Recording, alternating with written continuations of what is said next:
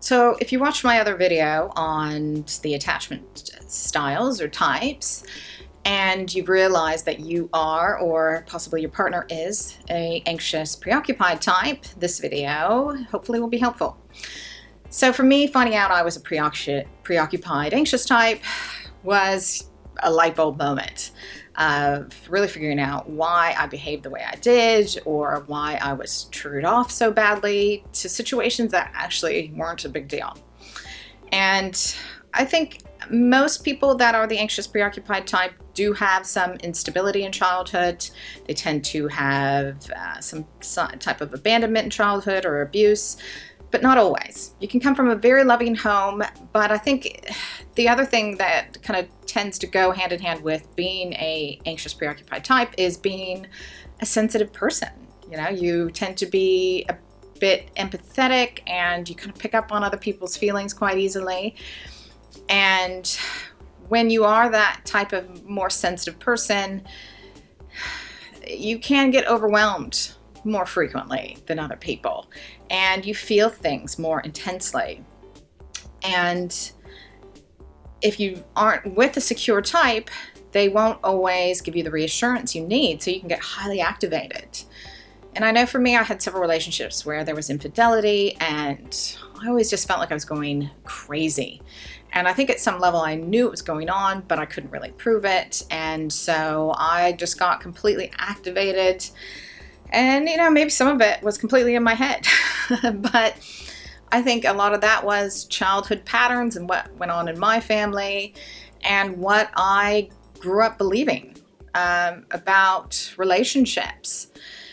And whatever your home life is what you perceive as love. So if home is chaotic and a lot of drama and a lot of conflict, then that's what you believe love is. And that's the type of relationships you tend to seek out, or that dynamic, you'll try to create it, even if it's with a person that isn't creating any drama with you.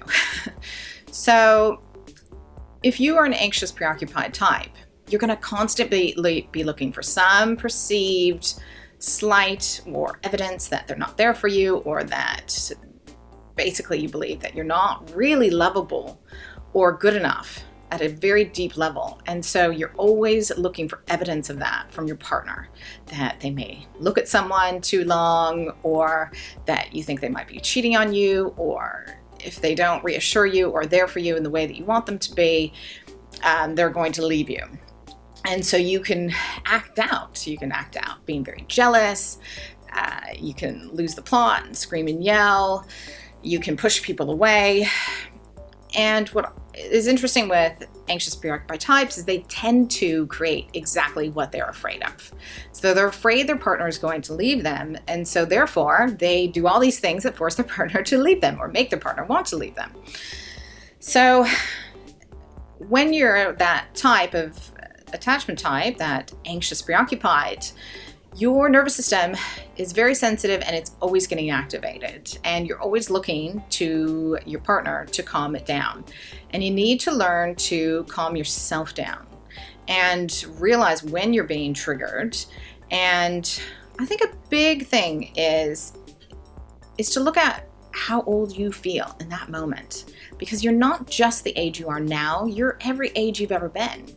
And we're kind of like a team that makes us up. The average person has between 5 to 7 different parts, or ego states they call them. It's kind of like multiple personalities. But I think when you're getting triggered in relationships, you're probably in a mode of a much younger part of you. You've heard the term inner child. You know, you could be in a child state. And so that's why when people are triggered, they tend to act like children. They have tantrums like children and lash out like children. So when you feel yourself getting triggered, ask yourself, how old are you right now? And you'd be amazed at what age comes up. It's hardly ever at the age you are now. So when you do that, just imagine that age. Imagine yourself at that age, and imagine that you can give that part of you love and reassurance and acceptance, and let them know that they're okay and that they're perfect the way they are, and that they don't need to help you with a relationship. I know this may sound crazy, but We all are constantly rotating through our different parts of ourselves.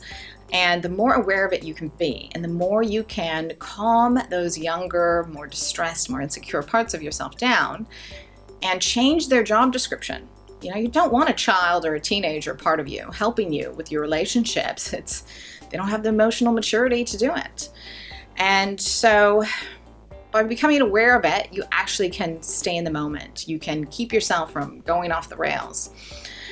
For me, I think one of the best things you can do is seek help. You know, you didn't experience trauma all by yourself, and so there's normally other people involved in your trauma, and so it's helpful to have other people involved in undoing that trauma and healing that trauma. And the more aware of it you become, the healthier your relationships will become, and the happier and more secure you'll become. And I think for all the attachment types, or all the insecure attachment types, it all comes down to not feeling good enough. I think even secure types can feel that way as well. And that you're not lovable at some level. And the more you heal that, the more lovable you feel. You know, the relationship you're in or have been in, if it's not healthy and happy, it's not because of, well, it could be because of you, to be honest. But I think you can learn from that. And, you know, for me, I look at all of my trauma and all of my screw-ups and relationships as not happening to me, but happening for me. And by experiencing all of the negative stuff, it's forced me to look really hard at myself and take responsibility and learn how to change it. And it's given me an empathy I wouldn't have otherwise. So don't define yourself by your relationships and what's happened with them.